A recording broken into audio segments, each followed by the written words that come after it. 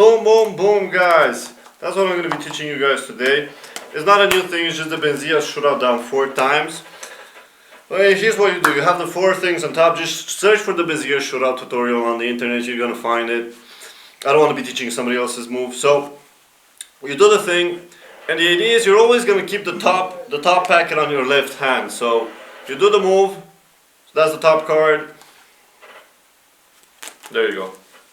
You do the move and you keep the packet on your left hand. And then you do the move again and again and again.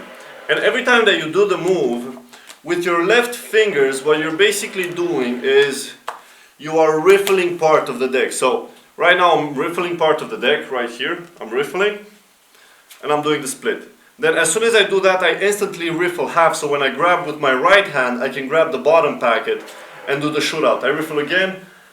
Ah, sorry. What was that? I do the shootout, I riffle again, I do the shootout, and I cut this one back so I have 4 packets, and it looks as if the cards came from 4 different parts of the deck. Now, the idea that I want to be practicing with you guys today as well is I'm going to try and do it first and see if I can manage to do it, but I'm going to do it very slow, okay? 1.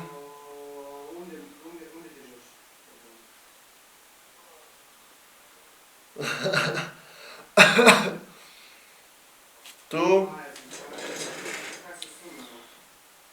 3, and the last one you can just cleanly do it. And the idea is you produce the 4 5s, and then on the bottom you have the 4 3s.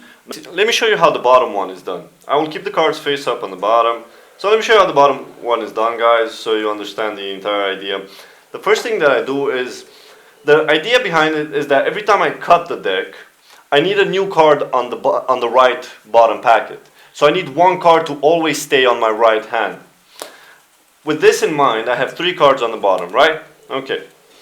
With 3 cards on the bottom, with 4 cards on the bottom, it means I have to riffle just 3 of these. Because what I'm going to do with my right hand is I'm going to grip the bottom packet where there's 1 3 and pull it to the right. And at the same time, I'm going to do the Benzia shootout.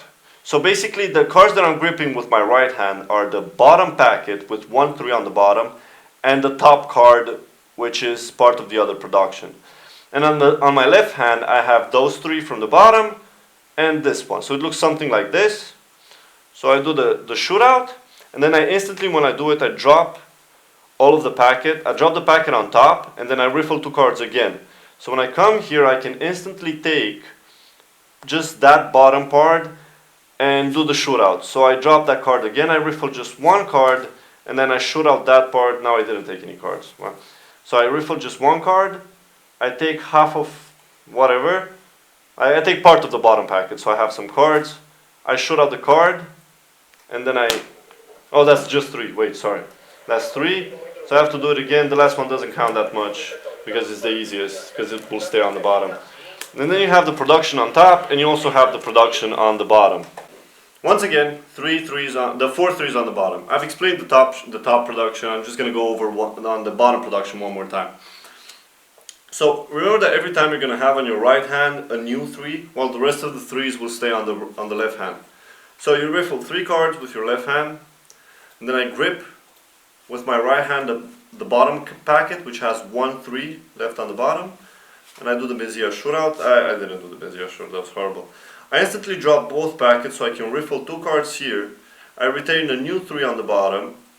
And I do the Benzia shootout. I instantly drop both packets. I riffle 1 new card here. I retain another 3 on the bottom and I do the Benzia shootout. And then here I just do the shootout and I keep the 3 stays on the bottom. And yeah, guys, that's it with the double production.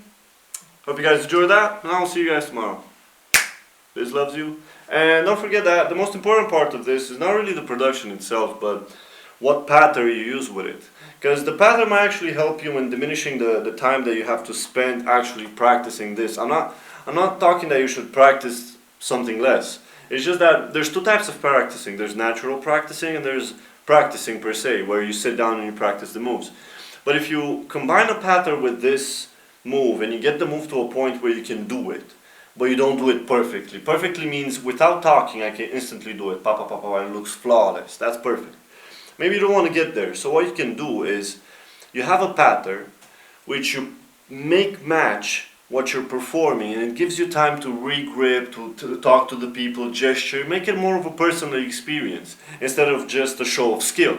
If you wanted this to be a show of skill, then yeah, make it perfect and then go out and do it in front of, you know, people and show your skill.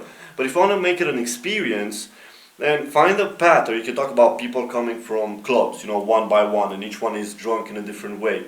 And then each one can have a lady at the end and how they're revealing themselves. Or you can talk about lottery numbers, and there's 4, and then you have the other 4 on the bottom, so there's 7 plus a lucky one.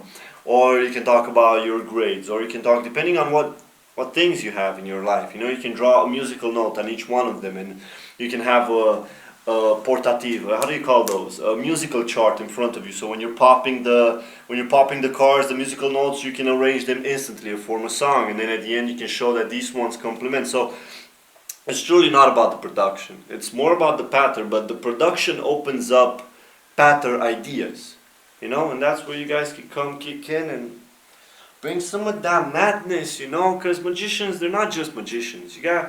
We guys were engineers. We're painters, we're fucking drawers, writers, mathematicians, physicians, you know. Take that which makes you and put it inside of your magic routine, and that's how you make it more of a personal experience for everybody that comes in contact with you, because truly the universe has put everyone that comes in contact with you because they see it fit for those people to meet you, because they know that if you have an influence on their life, it will be in a good way. Because it's you. As long as you are you, and you do you, and not some fake phony ass shit. Take care.